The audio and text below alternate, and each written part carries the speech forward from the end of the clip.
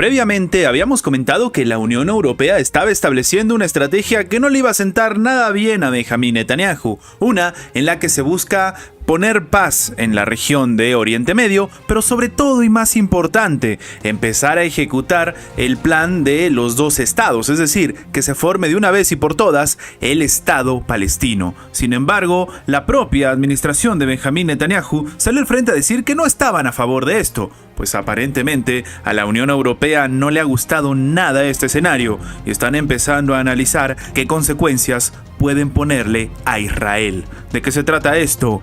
Vamos a comentarlo.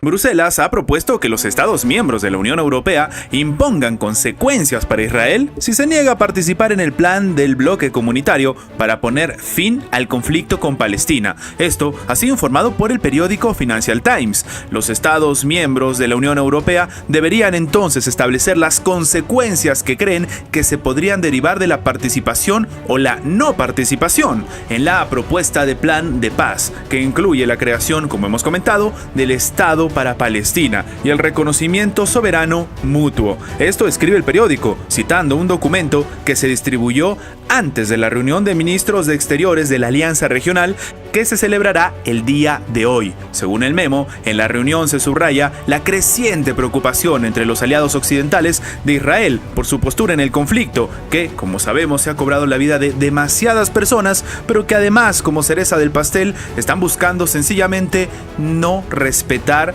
lo que durante tantos años se había implementado y que hasta la fecha no se ha logrado cumplir: la formación del Estado palestino. Lo que ha declarado un funcionario de Bruselas al diario es que están ofreciendo algunas ideas a los Estados miembros y partes de esas ideas son como, por ejemplo, que se puede utilizar en las condiciones que le van a imponer en un futuro para ver cómo pueden lograr una solución de los dos estados. Es decir, que se están anticipando a la postura de Benjamín Netanyahu. Según otro funcionario, esto refleja el enfado de muchos estados miembros del bloque regional por el rechazo de Israel al plan de conformar dos estados en el levante mediterráneo. Anteriormente, el portal Euractiv había informado que el Servicio de Política Exterior de la Unión Europea preparó una versión preliminar de un documento de 10 puntos para encontrar una solución creíble y global al conflicto palestino-israelí. El texto esbozaría una serie de pasos que podrían conducir finalmente a la paz en la región de la Franja de Gaza,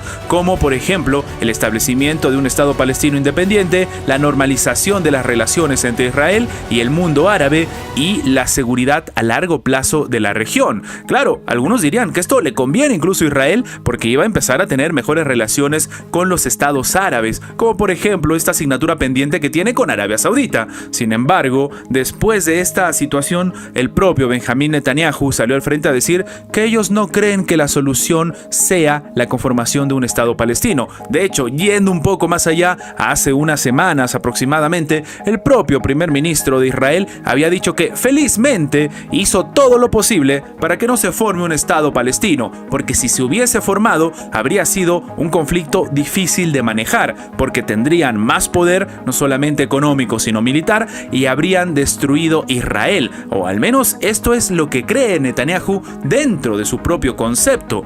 Lo único cierto es que parte de las agresiones, como calcula la comunidad internacional, fueron precisamente por eso, porque hasta ahora no han podido conformar un Estado. El primer ministro polaco Donald Tusk acaba de comparar el lunes la guerra entre Ucrania y Rusia a un combate entre el bien y el mal durante su primera visita a Kiev desde que asumió el cargo. El viaje de Tusk es el más reciente de una lista de visitas de líderes europeos que buscan asegurarle a Ucrania su apoyo tras casi 2 años de la invasión rusa. Él mismo dice que no le avergüenza utilizar grandes palabras. Es aquí en Ucrania donde pasa el frente mundial entre el bien y el mal. mal, declaró Tusk durante una conferencia de prensa junto al presidente ucraniano Volodymyr Zelensky. El mismo ha dicho entonces que, por si acaso, quiere que lo escuchen en todas las capitales europeas, en Estados Unidos y en Canadá, en todo el mundo libre. Claro, estas palabras tampoco suenan muy bien porque estaría haciendo distinción de los países que no son parte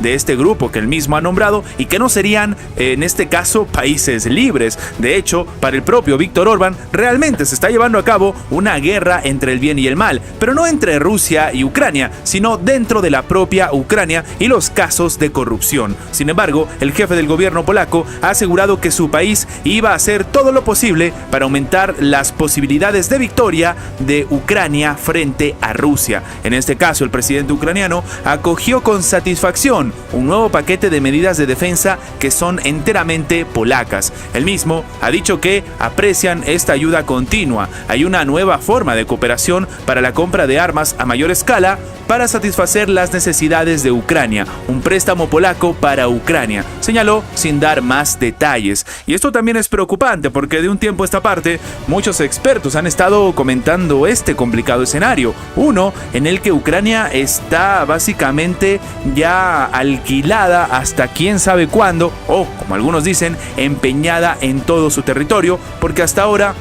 no se ha dado algún tipo de dato con respecto a los préstamos, a las ventas o a las ayudas y qué hay detrás o qué van a conseguir estos países más allá de lo que ellos dicen, un eventual apoyo al mundo libre. Casi 2 años después del inicio de la fase de la invasión rusa dentro del territorio ucraniano en febrero del 2022, el frente se encuentra prácticamente estancado desde hace meses, confirmando la hipótesis de un conflicto todavía largo. Sin embargo, la propia administración de la Alianza Atlántica, el propio secretario general Jens Stoltenberg, ha salido al frente a decir que reconocen que la administración rusa está avanzando, que está ganando territorio. Algunos expertos consideran que esto lo hace para que se siga ayudando a Ucrania, mientras que algunos lo hacen para demostrar que en realidad el escenario no es como se pintaba en algún momento, cuando el propio Volodymyr Zelensky dijo que con el 2% de todo lo que tiene la OTAN van a terminar ganándole a Rusia en un abrir y cerrar de ojos.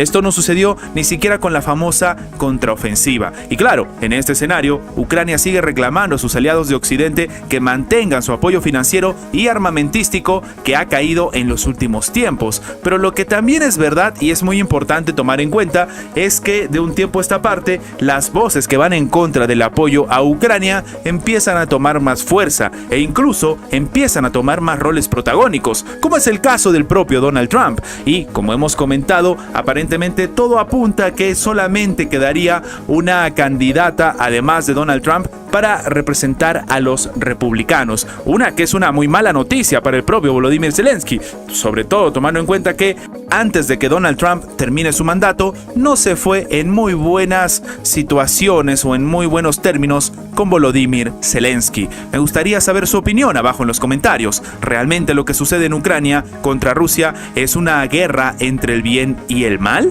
Antes de terminar, los invitamos a que se hagan miembros del canal para que, además de tener acceso a la pestaña de comunidad donde publicamos muy a nuestro estilo las diferentes situaciones que suceden en la geopolítica actual con diferentes artículos y, como siempre, sin seguir ninguna agenda como hacen algunos medios tradicionales, también van a tener acceso previo a poder ver los videos antes de su publicación en las horas normales, en una forma de agradecerles a todos los que hacen posible el mantenimiento de este proyecto. De nuevo, por solamente $1.99 tienen estas ventajas en forma de agradecimiento por apoyar a mantener este proyecto. Sin más que agregar, nos vemos en la próxima.